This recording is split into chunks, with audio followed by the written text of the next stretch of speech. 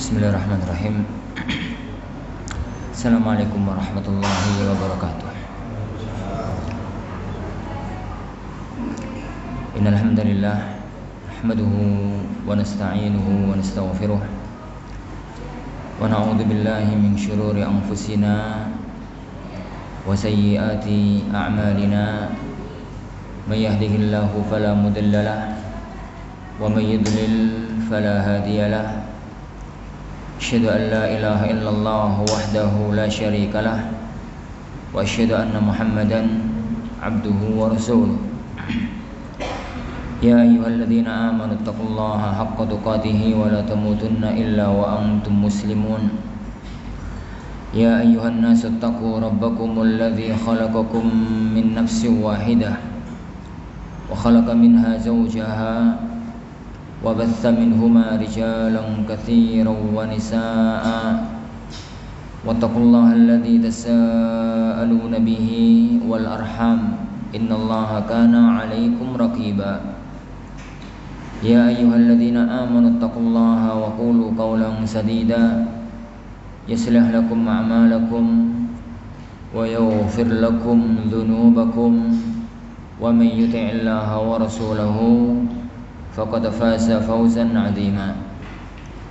أما بعد فإن أصدق الحديث كتاب الله وخير الهدي هدي محمد صلى الله عليه وعلى آله وسلم وشر الأمور محدثاتها فإن كل محدثة بدعة وكل بدعة ضلالة وكل ضلالة في النار. Jamaah kaum muslimin, jamaah kaum muslimah yang semoga senantiasa mendapatkan curahan rahmat dan taufik dari Allah Subhanahu wa taala. Nikmat terbesar yang pernah Allah berikan kepada seorang hamba adalah Allah Subhanahu wa taala jadikan dia sebagai seorang penuntut ilmu agama. Itu adalah nikmat yang terbesar. Karena kita tahu para sahabat sekalian, hidup kita di alam dunia ini itu bukan hidup yang pertama, bukan alam yang pertama, juga bukan alam yang terakhir. Sebelum kita hidup di alam dunia ini, kita pernah hidup di alam lain. Alam apa, Pak? Alam rahim. Kita pernah hidup di alam rahim. Di alam rahim itu sebentar, 9 bulan 10 hari yang normal. Ada yang gak kerasan 8 bulan kepengen metu, gak kerasan. Alam rahim gak kerasan. Ada yang kerasan di alam rahim 11 bulan 12 bulan. Bahkan kalau kita lihat cerita-cerita para ulama, ada yang sampai setahun 2 tahun. Lembu bener bora. Cerita-cerita para ulama itu ada di alam rahim itu setahun 2 tahun. Lepas dari masalah itu alam yang telah kita lewati. Semua orang pernah melewati alam rahim kecuali 2 orang. Sinten? Nabi Adam sampai ibunda Hawa. Itu aja. Nabiullah Isa alaihi salatu wassalam meskipun bukan punya bapak, tapi tetap pernah melewati alam rahim. Di dalam rahim ibunda Maryam. Kemudian semua orang keluar dari alam rahim menuju ke alam dunia ini. Dan ini adalah alam yang kedua. Dan orang di alam dunia ini gak lama, 60-70 tahun yang normal. Ono sih gak kerasa 30 tahun, 40 tahun sudah dipanggil oleh Allah Subhanahu wa taala. Mbok gak kerasan, mbok Allah sing kersa manggil, pokoknya 30 tahun, 40 tahun. Ada yang betah gitu lama gitu di alam dunia. Tapi sak lama-lamanya tetap kullu nafsin dha'iqatul maut. Semua orang pasti akan mengalami kematian. Setelah orang itu mengalami kematian, dia akan masuk boyongan ke alam yang ketiga.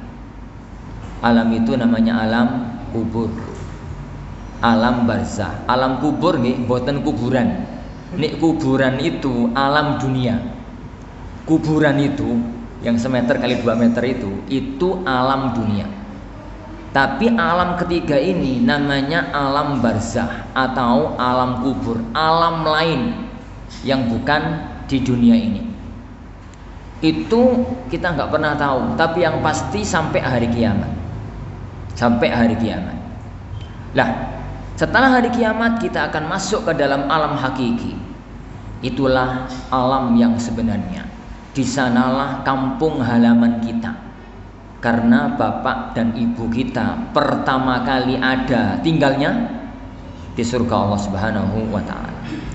Maka sebagai seorang muslim yang cerdas para jemaah sekalian, tatkala kita itu konsep kebahagiaan hidup, piye carane urip iku ben bahagia. Maka orang yang cerdas itu adalah orang yang konsep hidup itu bahagia di dunia, bahagia di alam barzah, bahagia di alam akhirat. Adapun kalau orang itu mikir bahagia itu hanya di dunia, itu kesalahan terus fatal. Dunia ini nggak ada kebahagiaan sejati.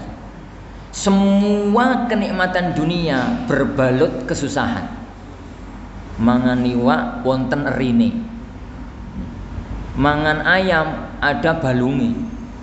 Mangan daging ono sililite. Ngono to. Ini mangan es kok mangan es, ngombe es wonten pileke. Mangan gula ono diabetes. Jadi nggak ada kesempurnaan. Nggak apa mau? Nggak ada kesempurnaan di dunia ini, kesempurnaan mutlak. Kesempurnaan mutlak, kebahagiaan mutlak itu adanya di alam akhirat.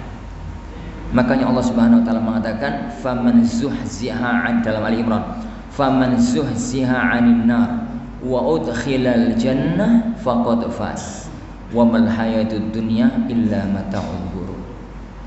Barang siapa yang nanti dijauhkan dari neraka, dimasukkan ke dalam surga, maka itu adalah orang yang mendapatkan kebahagiaan yang hakiki, yang sejati. Karena kehidupan dunia, mata'ud dunia, kesenangan dunia itu hanya mata'ul ghurur, kesenangan sing nipu, bukan kesenangan sejati. Kalau kita mikir hidup itu adalah konsepnya itu bahagia dunia, bahagia barzah, bahagia akhirat, maka keberadaan kita ditakdirkan oleh Allah, diparingi oleh Allah, yakni anugerah untuk bisa berkumpul di tempat semacam ini, di majelis semacam ini para rawuh, itu adalah kenikmatan anugerah yang tertinggi. Karena wong niku kalau mau bahagia dunia, kalau mau bahagia akhirat, konsepnya apa? Iman, amal soleh, gitu tuh. Konsepnya gampang, dua kok rumusnya. Iman, amal soleh. Dalam Al-An'am, Rabbuna Jalla wal Firman, yani man amila salihan min dzakarin aw unsa wa huwa mu'min. Barang siapa yang dia itu beriman dari kalangan kaum laki-laki, barang siapa yang dia itu amal soleh dari kalangan kaum laki-laki, dari kalangan kaum perempuan, wa huwa mu'min, dan dia itu mukmin.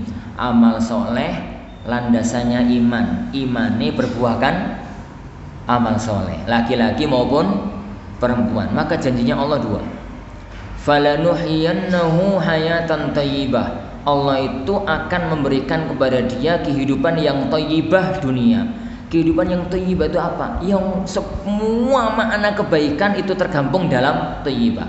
Ayam, tentrem, remen, nyeneng nih, pemenang, bahagia, pemenang. Pokok itulah, semua itu masuk dalam hayatan thayyib di dunia. Lah di akhirat, walanajziyannahum ajrahum bi ahsani ma kanu ya'malun. Di akhirat nanti akan kami berikan kepada dia balasan pahala yang jauh lebih besar dibandingkan dengan amal yang mereka lakukan. Subhanallah. Allah yang maha agung, Allah yang maha pemurah. Syaratnya cuma dua, iman karo amal soleh. Sedangkan orang itu para rawuh, para jemaah sekalian, nggak mungkin iso iman yang benar, nggak mungkin iso amal soleh yang benar kecuali punya ilmu. Jadi orang itu iso bahagia dunia akhirat syaratnya iman amal soleh. Orang itu nggak mungkin iso iman, nggak mungkin iso amal soleh kecuali punya ilmu. Maka tatkala orang itu diberikan anugerah untuk mendekat kepada sumber iman, kepada sumber amal soleh, inilah puncak nikmat sebenarnya. Puncak kenikmatan yang tertinggi yang pernah Allah berikan kepada umat manusia. Makanya nggak heran kalau Allah dan Rasulnya itu muji wong sing gelem mendekat ke sumber ilmu, sumber hidayah.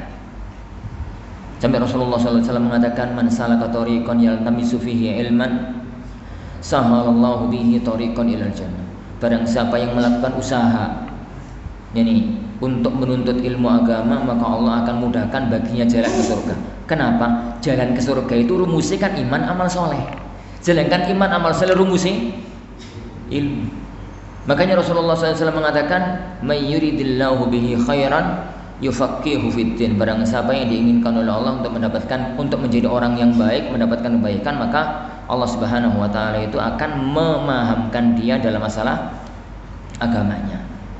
Karena kita belajar itu untuk kita ngerti agama, lalu mengamalkannya, lalu ngetok tularkan ilmu tersebut. Itu aja tujuan kita dalam belajar, memahami agama kita untuk kemudian kita amalkan dan mengajak orang lain untuk memahami agama tersebut. Oleh karena itu para jamaah Allah taala, jadi keberadaan kita di sini jangan pernah dianggap sebagai beban. Selagi kita itu datang ke majelis ilmu itu menjadi beban, itu sulit untuk mampu mendapatkan nikmatnya majelis ilmu. Anggaplah ini, masukkan dalam hati, ini adalah anugerah. Jadi yang arepe budal teko omah ning masjid arepe taklim ku sowan arepe oleh anugerah. Ngono. Engko nek tapi ndek kono ku arepe oleh wis gak teko yo sungkan karo tonggo. Ini ono undangan gak teko. Itu yang dirasa wallahi gak akan pernah bisa langgeng di dalam majelis ilmu. Tapi tatkala kita itu merasakan ilmu itu anugerah, yang hidayah itu anugerah dan sumber hidayah itu anugerah, maka tatkala itulah kita merasa enteng, nyaman tatkala mendatangi majelis-majelis ini ilmu yang ada. Dan majelis ilmu itu para sahabat sekalian aslinya yuk di tempat semacam ini. Ini itu majelis ilmunya Rasulullah Sallallahu Alaihi Wasallam. Majelis ilmunya Rasulullah SAW itu di masjid.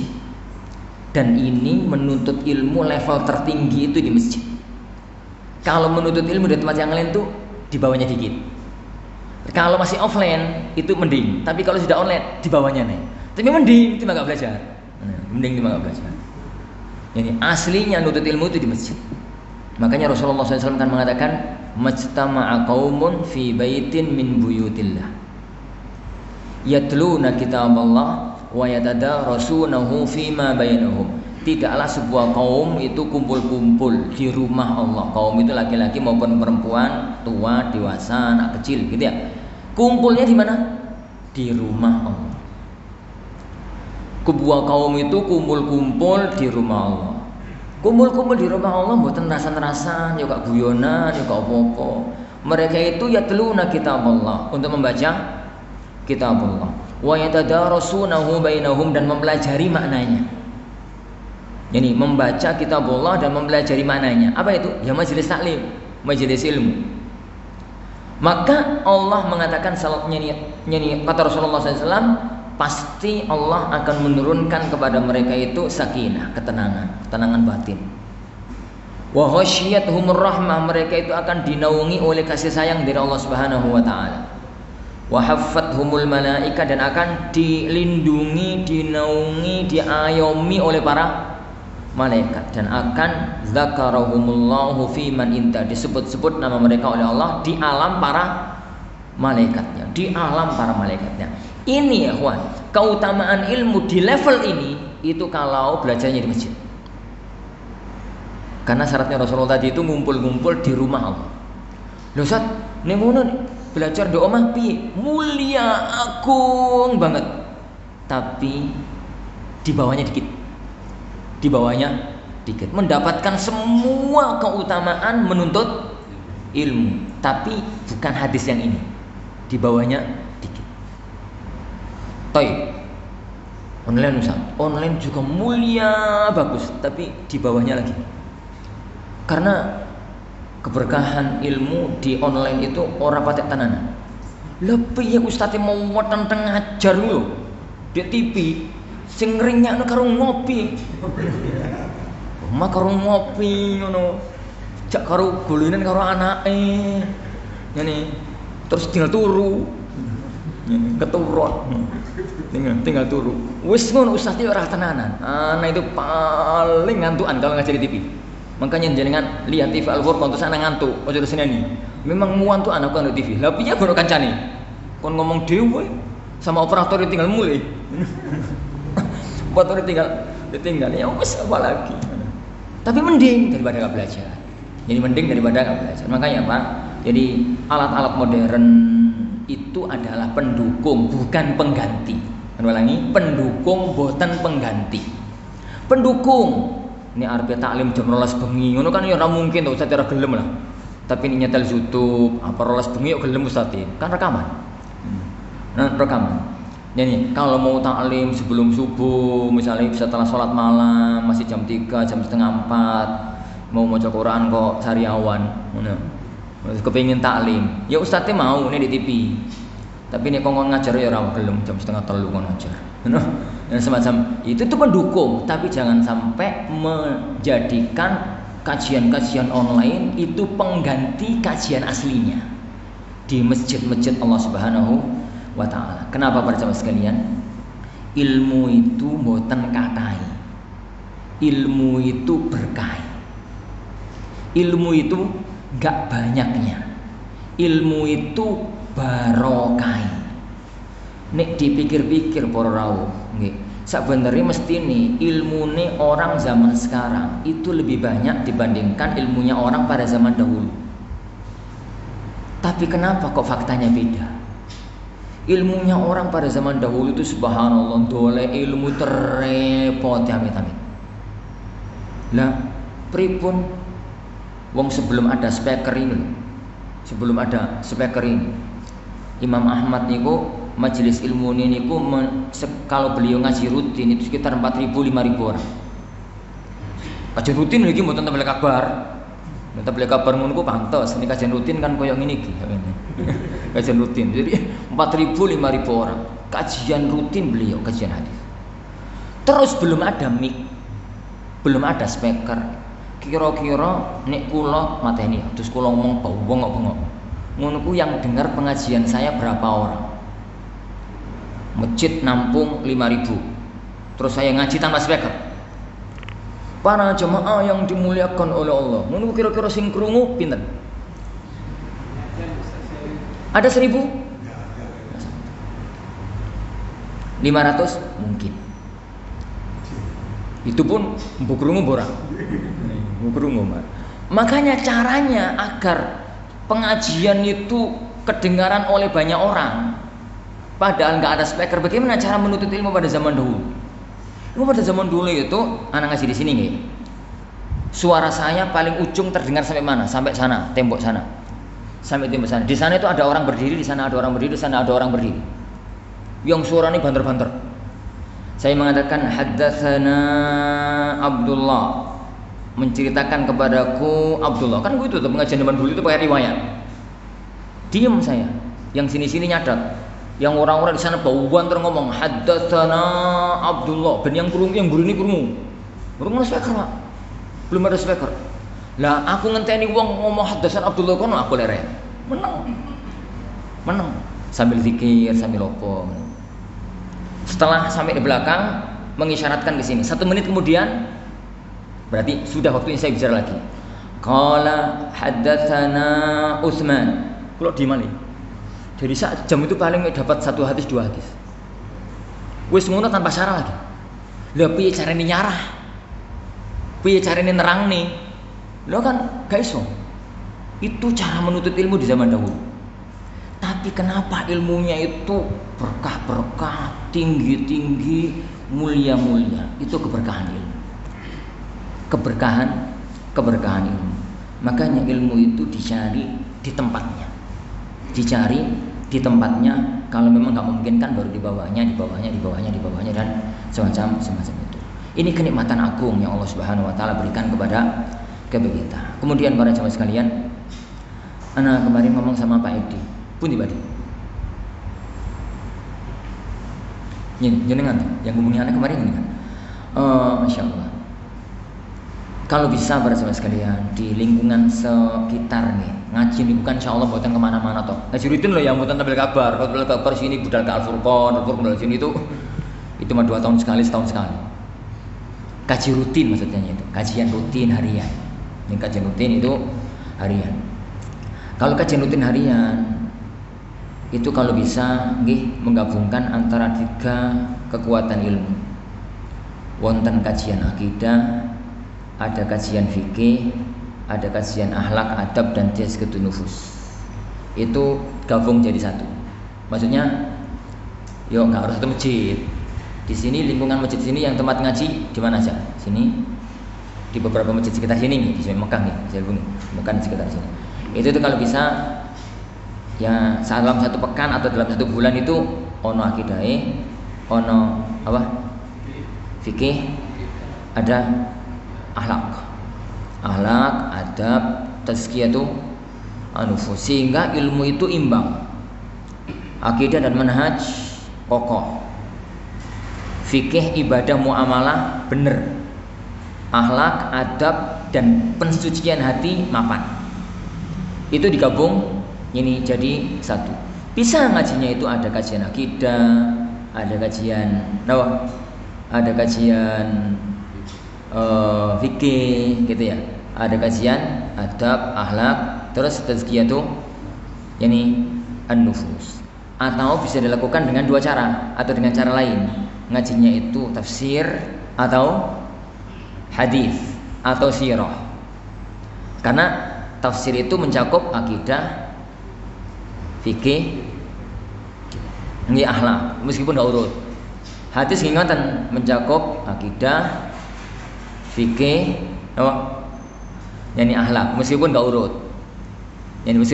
Atau sirah, perjalanan hidup Rasulullah SAW, diambil pelajaran akidah, fikih, terus sirah, meskipun tidak urut. Meskipun ini tidak urut. Makanya kemarin ana diskusikan sama Mbak Edi, pelajaran yang paling enak opo. Yang paling enak itu apa? Beliau mengatakan yang enggak ada sekitar sini hadis, Ustaz. Ngono toh. Yang enggak ada sekitar sini hadis.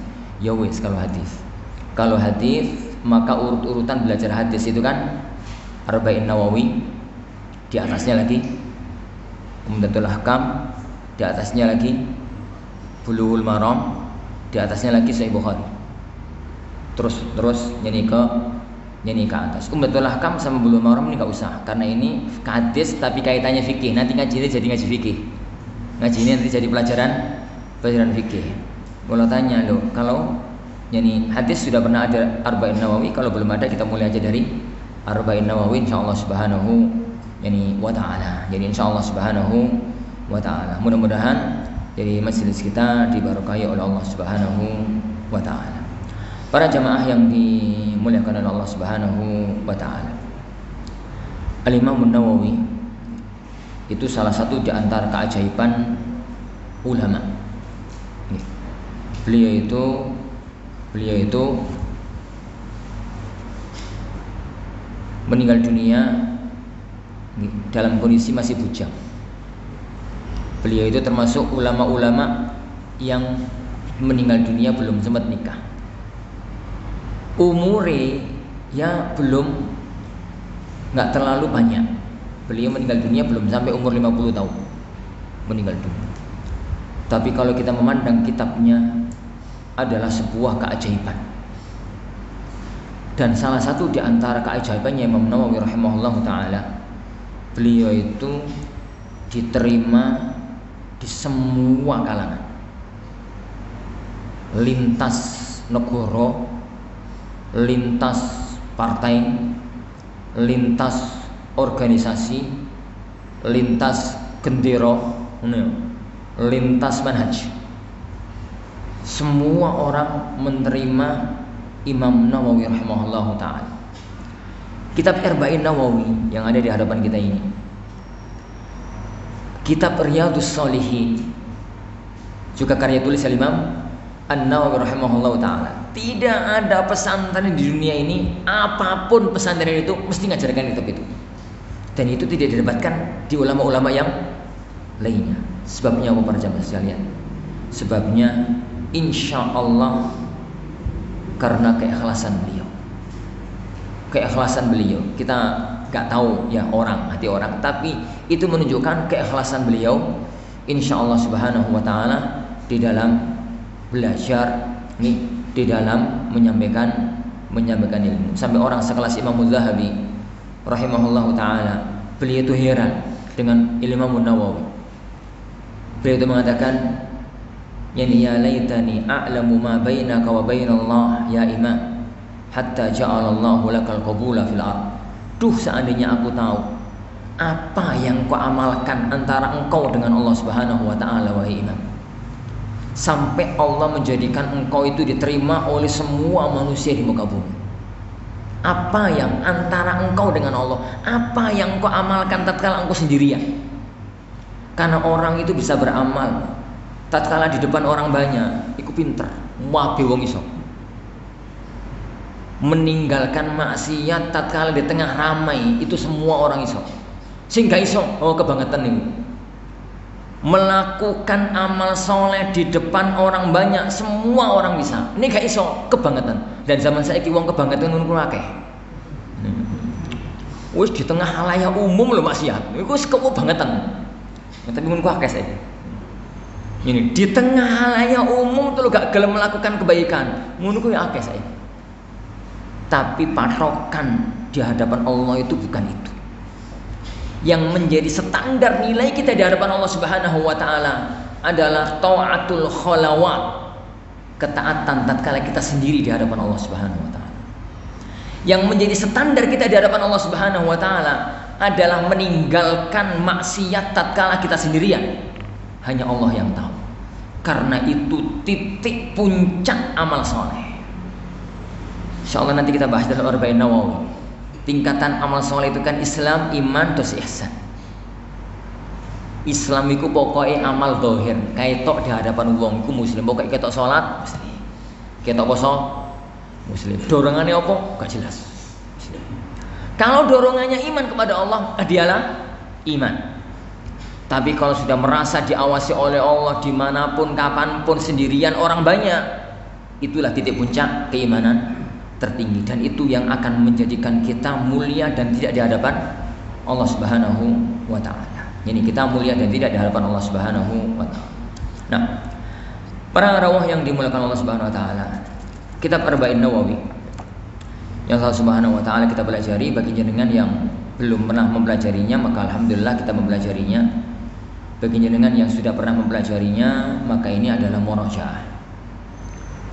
Dan salah satu di antara tanda orang itu ilmunya barokah, insya Allah adalah nggak bosan mengulang-ulang pelajaran. Allah itu memberikan kepada kita satu isyarat bahwasanya mengulang-ulang pelajaran itu penting. Allah itu kalau ayat-ayat Al-Quran, baik itu hukum, adab, akidah, cerita, itu mesti diulang-ulang. Jenengan melewati kisah tentang Nabi Adam gegeran karo iblis di surga, sampai Nabi Adam yani terusir dari surga ke dunia, itu berapa kali di dalam Al-Quran? Berulang-ulang. Di Al-Baqarah ada, di Al-Kahfi ada, di ini ada, di itu ada, di itu ada. Oh, pemainnya ceritanya Nabi Musa, Masya Allah, sampai dalam tanda kutip bosan. Yuk gak bosan sih, tapi dalam tanda kutip bosan. Barusan ini cerita kita maling ulangi mana cerita yang sama, beda titik-titik kan. Di beberapa ayat lagi ada lagi berulang-ulang. Iku cerita nih. Taib, tatkala Allah memerintahkan kita sholat, itu kan berulang-ulang. Padahal seandainya Allah mengatakan wa aqimus salata wa atuz zakata, dirikan sholat, tunaikan zakat, ping pisan tok, itu udah cukup. Tapi jenengan melewati maca Quran, melewati wa aqimus shalah wa atuz zakat itu berapa kali? Yuk banyak kali. Ngono ya gak apal kok. Maksudnya gak ngerti pirang kali kok banyak kali ngono. Pokoknya banyak kali. Banyak kali. Apa meneh kalau Allah menyebut tentang dirinya itu Samiun Alim, Ghafurur Rahim. Iku yo hampir perayaan. Ulang. Napa to? Maksudnya itu Allah mengatakan sekali wallahu Samiun Alim. Wes. Itu sudah bisa untuk menetapkan Allah itu maha mendengar, maha mengetahui. Tapi diulang-ulang. Sebagai satu pelajaran untuk kita. Salah satu faedahnya, ya. Ilmu itu butuh diulang-ulang. Dan para ulama tidak pernah menjadi ulama. Orang itu tidak pernah mapan ilmunya kecuali kalau ilmunya itu ngulang-ngulang. Fadilatul Syekh Imam Muhammad bin Shalih Al-Utsaimin rahimahullahu taala. Suatu hari itu di Masjid Unaizah, di masjidnya beliau yang beliau jadi imam di situ. Beliau sendirian. Sedang pada waktu itu datanglah seorang santri beliau. Melihat Syekh Utsaimin itu serius, kan oleh kanan kiri, diparki. Ternyata beliau sedang menelaah kitab kecil gitu. Tipis gitu cuma 10 8 lembar, tipis gitu sekian. Tipis gitu. Lah, kitabnya cukup lihat sama ini. Kitabnya itu cukup kecil, buku saku itu. Buku saku nah, lembar-lembar tipis gitu. Penasaran, ada orang sekelas Syekh Ibnu Utsaimin, ulama level dunia, orang level Surabaya, level dunia. Lah kok baca kitab kok kecil itu? Opo sini woco? Didelok, diinceng sama murid itu diinceng bahasa Jawa ya, Pak. Ya diinceng. Ini didelok, dilihat, dicermati. Ternyata kitab Nukhbatul Fikar itu kalau di Al-Furqan diajarkan di kelas 2 aliyah. Jadi ilmu dasar yang sangat dasar dalam ilmu mustalah hadis. Ilmu landasane mustalah hadis. Landasane ilmu mustalah. Murid itu gede-gede. Akhirnya komentar, "Ya Syekh, ini orang sekelas jenengan yang ilmunya itu sudah di taraf puncak, loh kok masih nelaah kitab yang itu level SD, yang masih kecil gitu." Maka beliau mengatakan, "Ya bunayya, biduni hadzal sighar la yujadul kibar." Nah, tanpa kitab yang kecil-kecil begini, nggak ada orang jadi ulama besar. Jadi butuh mengulang-ulang, diulang-ulang.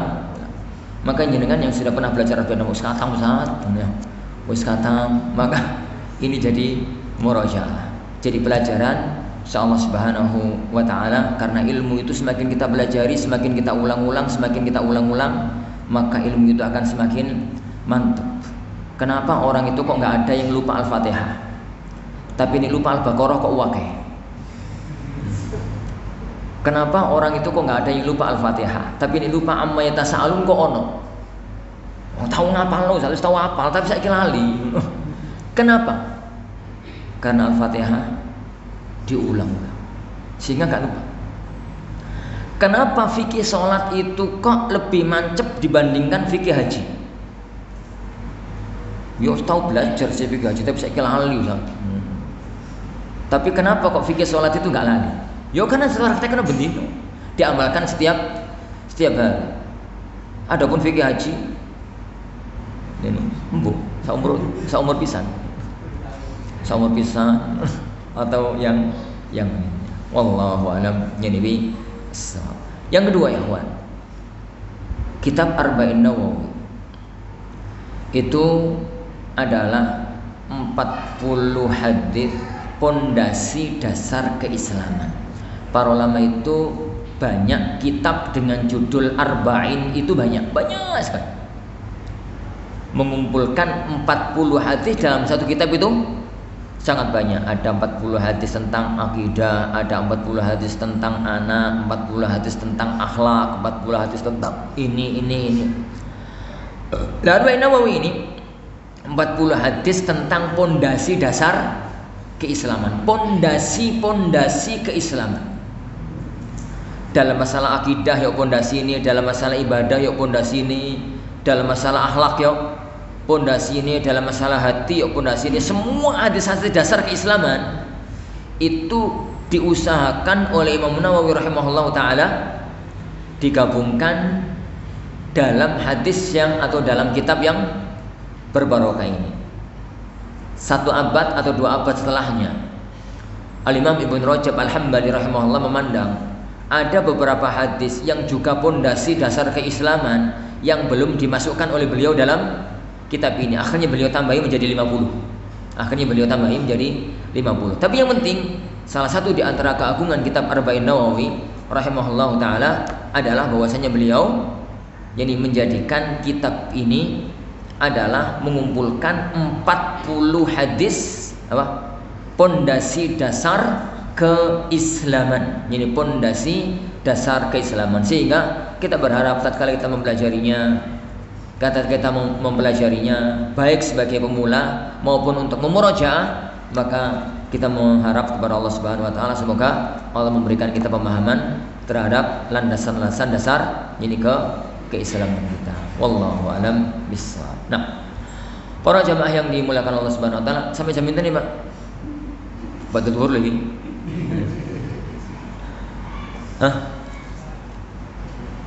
Anak manut, kalau anak manut aja. Yang penting itu maghrib. Maghrib nanti ada taklim di Sedayu. Jam berapa? Tadi kita mulai jam 11:30. Sampai jam? Jam 12 kurang 10 mulainya tadi. Oh gitu ya. Berarti baru setengah jam ya? Ya wes. Sekali gitu. 1 jam ya. Kuat ya 1 jam ya pada dur. Kuat banget.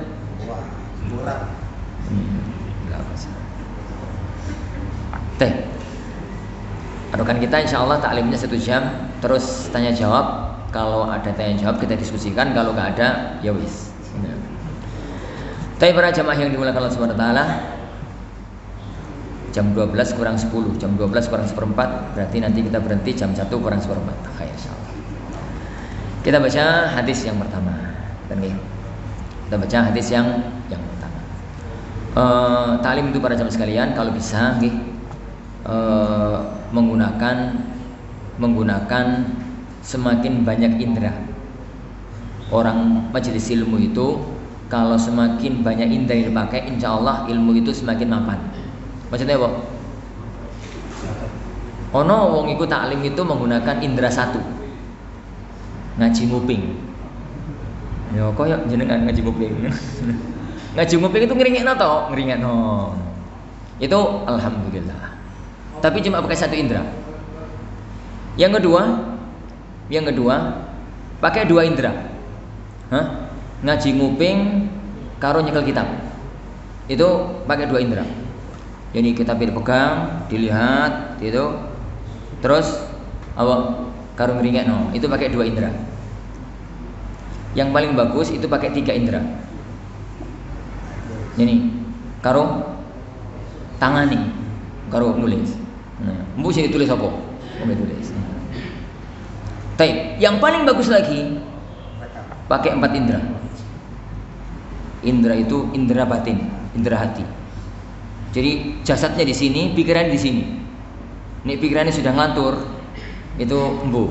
Nah, pikirannya sudah ngelantur itu embu. Makanya saya tadi bertanya, ini kuatnya berapa menit? Jadi kuatnya berapa menit? Kita ngaji itu untuk faidah. Anda tidak menginginkan, jadi memaksakan kemampuan kita. Jadi ngaji itu tambah suwi, sing buri ngelain sing ngarep. Sing ngarep mau hilang, tinggal sing buri. Tambah suwi lagi hilang kabeh. Karena yang depan lali, yang belakang nggak ketangkep, lagi hilang kabeh. Ngaji itu nggak usah lama-lama, 1 jam itu maksimal. 1 jam itu maksimal. Baik, kita baca. An Amirul Mukminin. Hadis yang pertama nggih. An Amirul Mukminin Abi Hafs Umar ibn al-Khattab radhiyallahu anhu dari Amirul Mukminin Abi Hafs Umar ibnul Khattab radhiyallahu anhu. Qala, beliau mengatakan, sami'tu Rasulullah, saya mendengar Rasulullah sallallahu alaihi wasallam bersabda, innamal a'malu binniyat, sesungguhnya amal itu tergantung pada niatnya. Wa innama likulli imri'in ma nawa, dan sesungguhnya semua orang itu tergantung pada apa yang dia niatkan. Faman kanat hijratuhu ilallahi wa rasulihi, barang siapa hijrahnya untuk Allah dan Rasulnya, fa hijratuhu ilallahi wa rasulihi, maka hijrahnya untuk Allah dan Rasulnya. Wa man kanat hijratuhu lidunya yusibuha, barang siapa hijrahnya itu adalah untuk mendapatkan dunia, niscaya dia akan mendapatkannya. Awimra'atin yankihuha, atau untuk mendapatkan wanita, pasti dia akan bisa menikahinya. Tapi fahijratuhu ila ma hajar ilaih, hijrahnya tergantung niat dia berhijrah. Rawahu imama al-muhaddithin, hadis ini diriwayatkan oleh dua imam ahli hadis, Abu Abdullah Muhammad ibn Ismail al-Bukhari, Imam al-Bukhari, nama lengkapnya Abu Abdullah Muhammad ibn Ismail al-Bukhari, wa Abu al-Husain, dan imam yang kedua Abu al-Husain Muslim ibn Hajjaj al-Qushairi an-Naisaburi, itu nama imam Muslim. Fi sahihaihima, dalam kedua kitab sahih beliau, alladzaini huma asahhul kutubil musannafah, yang mana keduanya itu adalah kitab hadis yang paling sahih yang pernah ditulis oleh manusia. Hadis ini para jamaah sekalian diriwayatkan oleh Bukhari dan Muslim. Dan hadis yang diriwayatkan oleh Bukhari Muslim itu hadis sahih yang tertinggi. Hadis sahih yang tertinggi. Karena hadis yang tertinggi itu para rawuh itu namanya hadis mutawatir. Apa? Mutawatir. Mutawatir itu yang meriwayatkan banyak orang. Yang meriwayatkan banyak orang. Itu hadis yang paling puncak sekelas Al-Quran. Kelas kekuatan itu sekelas Al-Quranul Karim. Tapi hadis mutawatir itu titik sedikit sekali. Hadis yang di bawahnya adalah hadis sahih tapi gak mutawatir. Jadi hadis yang di bawahnya itu hadis sahih tapi gak mutawatir. Lah, hadis sahih itu sendiri kan gak selevel, gak sederajat. Hadis sahih itu gak selevel, gak satu derajat. Yo koyo rapot ngono lho Pak, gambarane gampang-gampangan rapot. Podo-podo munggah kelas kan gak sederajat. Ono sing kamlaut, ono sing bagus sekali, ono sing bagus, ono sing nyeni cukup ngono ya. Ono sing pas-pasan. Ono sing naik kelas itu nilai ini swidak siji ngono kuwi, naik kelas. Naik kok swidak. Tapi ada yang naik kelas itu 99. Bahkan kadang-kadang 99 plus. Ini 90 plus gitu ya. A plus. Ada yang sampai 100. Podo-podo naik kelasnya, tapi yo beda levelnya. Hadis itu juga begitu, sama-sama sahih. Tapi ada hadis yang sangat sahih, ada hadis yang di bawahnya. Lah, derajat hadis sahih yang paling sahih itu kalau hadis itu diriwayatkan oleh Bukhari, diriwayatkan oleh Muslim dalam kitab Sahih Bukhari, dalam kitab Sahih Muslim. Karena derajat hadis sahih itu ada 7 level. Dibahas lagi, nggak usah. Ini bacaan itu. Derajat hadis sahih itu ada 7 level. Serapa pula nggak bahas juga terangan hadis ini. Ada 7 level. Level yang pertama, hadis sahih di bawah mutawatir nih. Kita nggak bahas hadis mutawatir. Hadis sahih yang di bawah mutawatir itu ada 7 level. 1. Hadis yang diriwayatkan Bukhari Muslim. Dalam Sahih Bukhari wonten, dalam Sahih Muslim wonten. Ada. Dalam Sahih Bukhari hadis itu ada, dalam Sahih Muslim hadis itu ada. Kayak hadis ini. Itu derajat terpuncak. Imam Bukhari itu nggak pernah meriwayatkan hadis nilainya di bawah 90. Ada banyak hadis itu sahih menurut Imam Bukhari, tapi nggak boleh masukkan dalam kitab sahihnya karena nilainya cuma 85. Padahal itu semua apik 85 itu, tapi karena beliau mensyaratkan harus 90 yang kaum laut, maka sing nilai ini api-api tapi nggak kaum laut itu nggak masuk. Itu kalau bahasa rapot nih, bahasa ijazah. Ini begitu. Semacam sekelas-kelas itu. Maka level tertinggi sampai beliau itu tidak pernah nuliskan satu hadis dalam sahihnya kecuali salat istikharah terlebih dahulu. Kecuali minta petunjuk kepada Allah, salat 2 rakaat untuk minta petunjuk hadis ini layak nggak tak masukkan dalam kitab ini. Saking hati-hati ini, makanya mendapatkan predikat tertinggi dalam dunia ilmu periwayatan hadis. Hadis sahih Bukhari dan Muslim. Itu satu nih. Di bawahnya hadis riwayat Bukhari tok dan tidak Muslim. Ada dalam sahih Bukhari tapi tidak ada dalam sahih Muslim. Itu yang kedua, level yang kedua. Level yang ketiga, Muslim tok tapi nggak ada dalam Bukhari.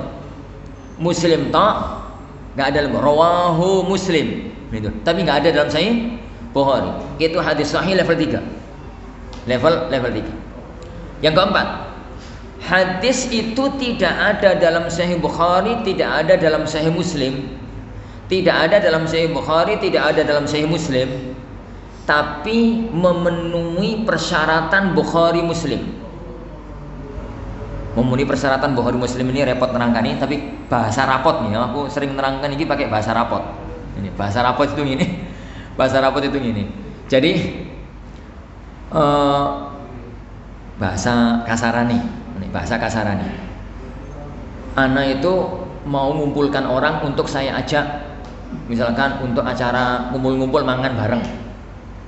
Ana mensyaratkan yang bisa ikut hadir dalam acara itu yang nilainya 90 ke atas. Santri-santri yang nilai 90 mesti keundang untuk acara makan-makan. Imam Muslim mengatakan, "Oh, jongono lah Imam. Ya 85 ora apa-apa ngono lho, masuk 90 tok. Ya wis ramu, 85 ora apa-apa." Akhirnya yang bisa terkumpul di sini itu yang 85, 90 ke atas. Ada banyak santri yang nyok pinter sebenarnya naik kelas tapi gak tak undang. Lah wong nilainya gak sampai 85. Lah ada ustaz lain itu yang protes. Ono santri aku napa gak sampai undang. Wong nilainya 87 napa gak sampai undang. Ini menurut beliau santri ini layak diundang, tapi gak saya undang. Itu berarti santri ini memenuhi persyaratan saya, tapi tidak saya masukkan. Jadi menurut Imam Hakim, menurut Imam Abu Dawud, menurut Imam Tirmidzi, mestinya hadis ini masuk dalam kitabnya sampeyan. Kenapa kok nggak dimasukkan? Itu namanya hadis yang tidak ada dalam Sahih Bukhari Muslim, tapi memenuhi persyaratan Bukhari Muslim. Gitu ya, maaf ya. Kira-kira ngono lah gampangan pendekatan nih. Engko nerangno syarat Bukhari Muslim itu kan nuntut-nuntut. Kemudian yang ke berapa tadi? Keempat nih. Yang kelima itu hadis tidak ada dalam Sahih Bukhari Muslim tapi memenuhi syarat Bukhari. Yang keenam, hadis yang tidak ada dalam Sahih Bukhari Muslim memenuhi syarat Muslim. Yang terakhir, hadis sahih tapi tidak memenuhi semua yang 6 di atas. Dia tetap sahih. Dan sahih. Imam Tirmidzi itu kan muridnya Imam Bukhari. Imam Tirmidzi itu muridnya Imam Bukhari.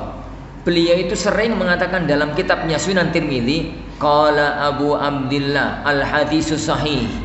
Berkata Abu Abdillah. Abu Abdillah itu sinten? Imam Bukhari. Hadis ini sahih. Menurut Imam Bukhari, hadis ini sahih, tapi kalau dolai di Sahih Bukhari enggak ada. Karena berarti hadis itu sahih menurut Imam Bukhari, tapi tidak memenuhi kriteria hadis yang dimasukkan dalam Sahih Bukhari dan Muslim. Jadi hadis ini para jamaah sekalian, puncaknya hadis sahih. Salah satu di antara hadis yang memenuhi persyaratan puncak hadis sahih yaitu hadis yang diriwayatkan Imam Bukhari, Imam Muslim. Baik. An Amirul Mukminin, dari Amirul Mukminin. Amirul Mukminin itu pemimpin orang-orang yang beriman.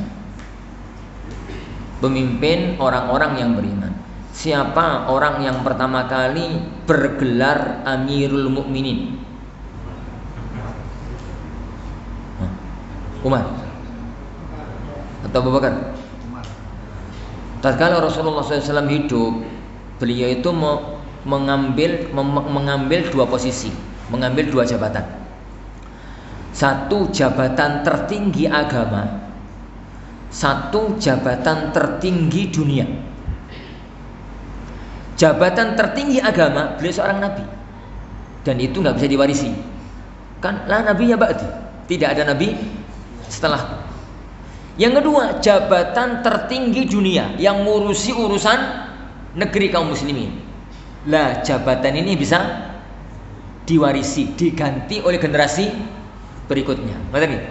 Jadi untuk jabatan keagamaan itu nggak ada yang bisa mewarisi. Yani tidak ada orang yang kedudukannya kayak Rasulullah SAW, ucapannya mutlak benar, nggak bisa disalahkan. Itu nggak ada. Karena itu hanya untuk Rasulullah SAW. Tapi beliau itu juga seorang kepala negara yang ngatur urusan kaum muslimin dalam urusan ketatanegaraan hidup sosial ekonomi masyarakat. Lah, jabatan ini yang wajib ada yang gantikan, bukan sekedar boleh, tapi wajib ada yang gantikan, ada generasi berikutnya yang gantikan. Dalam bahasa Arab, menggantikan posisi sebelumnya itu bahasa Arabnya khalafa yakhlufu, khalifah. Makanya setelah Rasulullah meninggal dunia, yang menggantikan posisi beliau untuk ngatur negara sinten? Abu Bakar. Beliau itu kan posisinya penggantinya Rasulullah SAW. Bahasa Arab pengganti Rasulullah itu apa? Khalifatu Rasulillah. Bahasa Arabnya pengganti Rasulullah itu Khalifatu Rasulillah. Sehingga para sahabat tatkala manggil Abu Bakar As-Siddiq radhiyallahu an, beliau itu manggilnya ya Khalifata Rasulillah. Wahai penggantine Rasulullah sallallahu alaihi wasallam. Jadi kalau ketemu dengan Abu Bakar itu mengatakan ya Khalifata Rasulillah, ya Khalifata Rasulillah. Wahai penggantine Rasulullah sallallahu alaihi wasallam. 2 tahun beliau meninggal dunia. Memerintah 2 tahun lebih beberapa bulan kemudian beliau meninggal dunia. Kekhilafahan dipegang oleh Umar bin Khattab. Lah Umar bin Khattab ini kan mengganti posisi ini Abu Bakar. Abu Bakar mengganti posisi ini Rasulullah. Jadi Abu Umar itu khalifahnya Abu Bakar. Abu Bakar niku khalifahnya Rasulullah. Khalifah niku bukan pemimpin loh ya. Khalifah kok aslinya makna pengganti kepemimpinan. Akhirnya orang-orang pada waktu manggil Umar niku mengatakan ya khalifati Rasulillah. Wahai pengganti ini Rasulullah. Umar yuk godek-godek dipanggil koyo ngono. Ini beliau mengatakan, ojo ngono lah nyel aku. Ojo ngono manggil aku. Lah nanti generasi berikutku piye coba? Khalifati Rasulullah. Mari nih, khalifati Rasulullah, repot. Maka kaum muslimin tatkala mengatakan, "Loh, terus pripun? Kami manggil jenengan itu apa?" Ini, maka beliau mengatakan, "Antumul mu'minun wa ana amirukum." Kalian itu orang-orang beriman. Lah aku itu pemimpin kalian. Panggil aja aku itu Amirul Mukminin. Antumul mu'minun wa ana amirukum. Antumul mu'minun, jenengan itu semua orang-orang beriman. Wa ana, dan aku itu amirukum, pemimpin kalian. Panggil aku pemimpin orang-orang yang beriman, Amirul Mukminin. Sejak saat itulah beliau dipanggil Amirul Mukminin dan menjadi sunnah setelahnya. Semua pemimpin tertinggi kaum muslimin namanya gelarnya Amirul Mukminin. Jadi Amirul Mukminin. Kalau begitu berarti Amirul Mukminin itu yang pertama kali menyematkan, apa itu disematkan gelar itu adalah Umar Ibnul Khattab radhiyallahu anhu. Abu Bakar belum digelari Amirul Mukminin. Abu Bakar itu panggilannya masih Khalifatu Rasulillah. Jangan salah paham ya.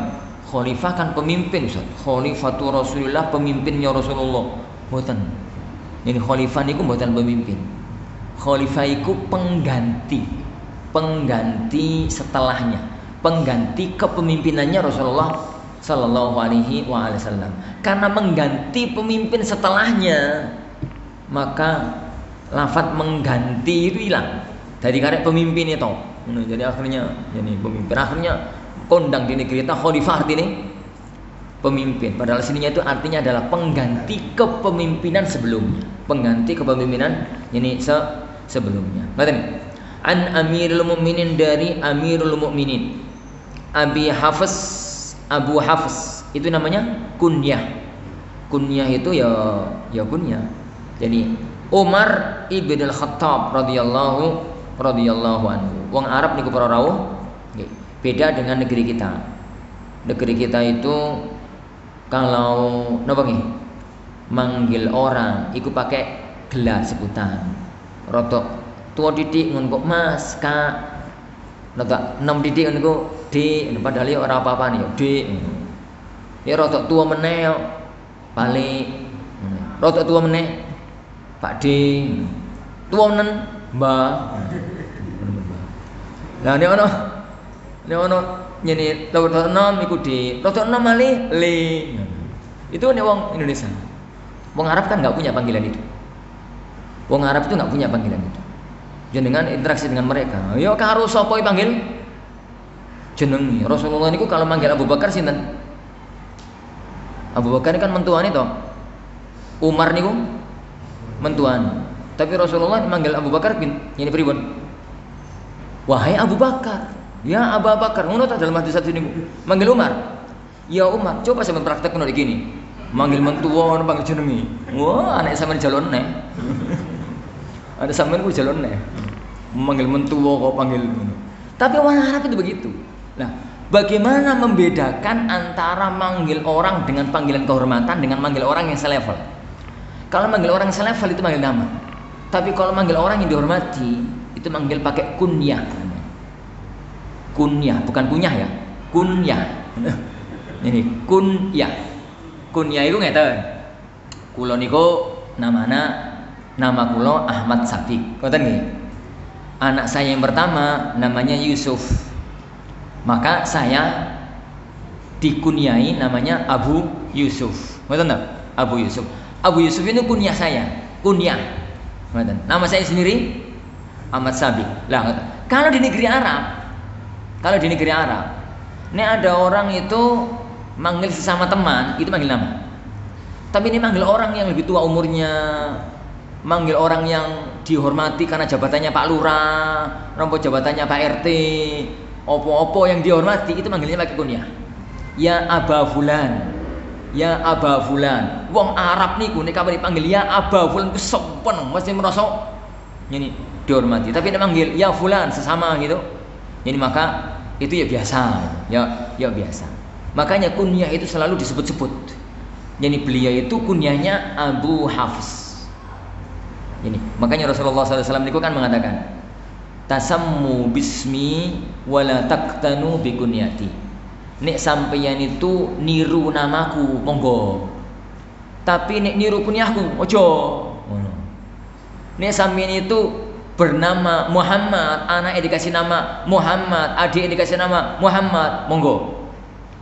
Tapi nek mengkunyahkan diri atau ngasih kunyah orang dengan Abul Qasim, kunyahnya Rasulullah kan Abul Qasim, jangan. La taqtanu bi kunyati. Jangan kalian itu berkunyah dengan kunyahku. Kenapa coba? Karena nih orang di zaman Rasulullah Sallallahu Alaihi Wasallam, gitu. Itu kok Rasulullah melaku.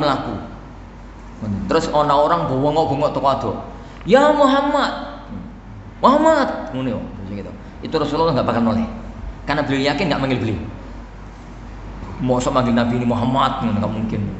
Ini Rasulullah nggak bakal noleh, karena nggak mungkin itu manggil beliau. Tapi kalau ada orang dari jauh, ya Abul Qasim, Rasulullah itu noleh. Itu kan panggilan kehormatan. Noleh. Padahal bukan beliau yang diinginkan. Mboten jenengan ya Rasulullah kan nggak enak. Wis kadung noleh, mboten jenengan kecuali. Akhirnya agar tidak ada masalah adab dengan seorang nabi, maka beliau mengatakan kalian itu jangan berkunyah dengan kunyah selama Rasulullah masih hidup. Ya Rasulullah pun ceto nggih nggak apa-apa. Makanya para ulama itu yang bergelar Abul Qasim juga banyak, yang berkunyah Abul Qasim juga banyak, nggak ada masalah. Jadi itu. Tapi ini adatnya orang Arab, nggak mesti kita nyuruh kayak begitu. Kalau kita ya adatnya orang Jawa lah. Adatnya orang Jawa kan apa? Yo Mas, yo Pak D, yo Pale, yo nopo D, yo Le, yo Cung, yo opo, adatnya ini orang kita. Karena itu adat yang terbawa, tidak harus kita bawa ke negeri kita. Untuk memahami saja, kenapa sih para ulama itu periwayatan hadis kok mesti kunyah itu disebut? Karena kunyah itu adalah sebutan kehormatan. Kunyah itu sebutan kehormatan untuk kalangan orang-orang Arab. Adapun nama beliau sendiri adalah Umar Ibn Al-Khattab radhiyallahu an, sang jawara padang pasir yang masuk Islam. Kemudian Allah menguatkan Islam dengan beliau. Pada waktu Islam itu ditekan kuat oleh orang-orang kafir Quraisy. Rasulullah itu berdoa kepada Allah Subhanahu wa taala, Allahumma izzal Islam bi ahadil umaraini ahabbu ilaik. Ya Allah, kuatkanlah Islam dengan salah satu dari dua Umar yang kau cintai. Umar sinten niku? Satu Umar bin Khattab, yang kedua Amr ibnu Hisham. Amr karo Umar kok jenengan samakan tuh Ustaz. Lho, Amr karo Umar itu bahasa Arabnya kan podo to, ain mim ra. Ain mim ra. Diwaca Umar karek dhamma, aine mime di fathah. Diwaca Amr, aine di fathah, mime di sukun. Nah, dadi Amr. Tapi tulisannya podo. Jadi Amr sama Umar tulisannya podo. Yang beliau maksudkan, ya Allah, kuatkanlah Islam dengan salah satu dari dua Umar yang lebih engkau cintai. Yang pertama Umar ibn Khattab, yani Al-Asadi, seorang jawara pendekar padang pasir dan orang yang sangat disegani di Jaziratul Arab tatkala itu. Nomor dua Amr ibn Hisham Al-Mahzuni. Siapa dia? Siapa dia? Abu Jahal. Abu Jahal kan bapak bodoh. Nah, Jahal kan bodoh kan? Abu Jahal itu bapak bodoh. Loh, masa Allah kok duwe jeneng bapak bodoh piye? Jadi ya sekalian. Amr ibn Hisham Al-Mahzumi dari Bani Mahzum. Quraisy itu ada beberapa kabilah. Yang paling mencuat ke permukaan itu dua kabilah, Bani Hashim sama Bani Mahzum. Bani Hashim itu kabilahnya Rasulullah SAW. Bani Mahzum itu kabilahnya Amr ibn Hisham Abu Jahal. Itu dua kabilah, gono sing menang, gono sing kalah. Jadi mulia dua-duanya. Jadi kayak pinang dibelah dua. Jadi nggak ada yang menang, gono sing kalah. Yo pokoknya mulia dua-duanya. Ngoten. Amr ibn Hisham itu manusia cerdas, manusia jenius. Wong wis tokoh, pendekar, tokoh keutamaan dan wong jenius. Pintar ngurusi masyarakat. Setiap kali ada masyarakat Arab gegeran, itu mesti mampu dituntaskan oleh Amr ibn Hisham. Manusia yang sangat jenius, pintar banget. Saking pinternya, ben ono masalah Amr ibn Hisham datang selesai. Ben ono masalah Amr ibn Hisham datang selesai. Sampai-sampai orang Arab menyebut dia itu Abul Hakam, bapak sang bijaksana. Ini jadi bapak sang bijaksana, Abul Hakam itu gelar kehormatan. Tatkala Rasulullah SAW datang menyampaikan dakwah Islam, sebenarnya Abul Hakam tadi itu, Amr bin Hisham tadi itu yakin 100% kalau Muhammad itu benar. Yakin 100% kalau dia itu nabi dan gak dusta. Yakin 100% kalau itu wahyu dan gak gawen-gawen. Yakin 100% agama Islam itu yakin yang benar. Tapi kenapa gagal masuk Islam? Gara-gara beda suku. Jadi Bani Hashim karo Bani Mahzum itu gak menang, gak kalah. Ini Bani Hashim itu misalkan, sekarang kami kuat, aku sekarang punya pendekar, kami juga punya pendekar. Kami banyak orang dermawan, kami juga banyak orang dermawan. Jadi kalau salah satu dia mengatakan, oh saya misalkan ada penyair, kami juga punya penyair, nggak pernah menang salah, mesti teteran. Lah kata si Amr bin Hisham tadi, saiki ku jawabanku opo? Bani Hashim sekarang bisa mengatakan di dalam negeri kami, di dalam kabilah kami ada seorang nabi. Terus aku jawabanku opo? Jadi Bani Makhzum, oh memang gono nabi. Ini tatkala sekarang Bani Hashim yang bisa mengatakan wafina nabiyun wala nabiyya indak. Di kalangan kami ada seorang nabi. Loh, sampean gak di nabi toh? Sampean gak di nabi toh? Aku iki jawabanku opo? Jadi Amr bin Hisham itu jawabanku opo? Kalah aku karo Bani Hashim. Aku gak mungkin ngaku dia jadi seorang nabi. Wallahi lan nu'mina bihi, itu zaman Amr bin Hisham. Wallahi lan nu'mina bihi, wallahi lan nu'mina bihi. Demi Allah, aku gak mungkin beriman, aku gak mungkin beriman, aku gak mungkin beriman. Makanya Rasulullah mengatakan goblok. Wong gara-gara beda kabilah sampai ngorbankan iman, ngorbankan surga, ngorbankan keyakinan gara-gara beda kabilah, goblok Abu Jahal. Jadi akhirnya dari nama Abul Hakam, sang bapak bijaksana berbalik menjadi bapak goblok. Bapak goblok Abu Jahal. Jadi jangan bayangkan Abu Jahal itu nama asli yo. Orang itu kadang-kadang untuk Ustaz, Abu Jahal itu kan bapak goblok Ustaz. Lah iya. Masa orang itu namanya bapak goblok kan Ustaz? Sampe enggak ngerti ceritanya toh. Enggak Ustaz. Yo, saya tahu kapan-kapan tak ceritani ngono. Yang kapan tak ceritani. Jadi itu jalur riwayat. Kenapa Abu Jahal itu namanya Abu Jahal? Sebenarnya dia itu bukan Abu Jahal, Abul Hakam.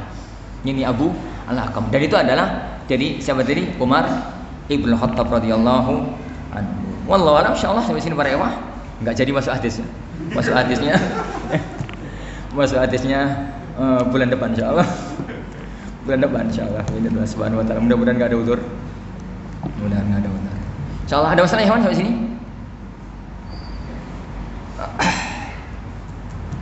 Tapi kalau nggak ada, insyaallah subhanahu wa taala kita akhiri majelis kita. Semoga ini bermanfaat dan berbarokah. Kita akhiri dengan doa kafaratul majelis. Subhanakallahumma wa bihamdika, la ilaha illa anta, astaghfiruka wa atubu ilaik. Sallallahu wasallam wa baraka ala Muhammad. Assalamualaikum warahmatullahi wabarakatuh.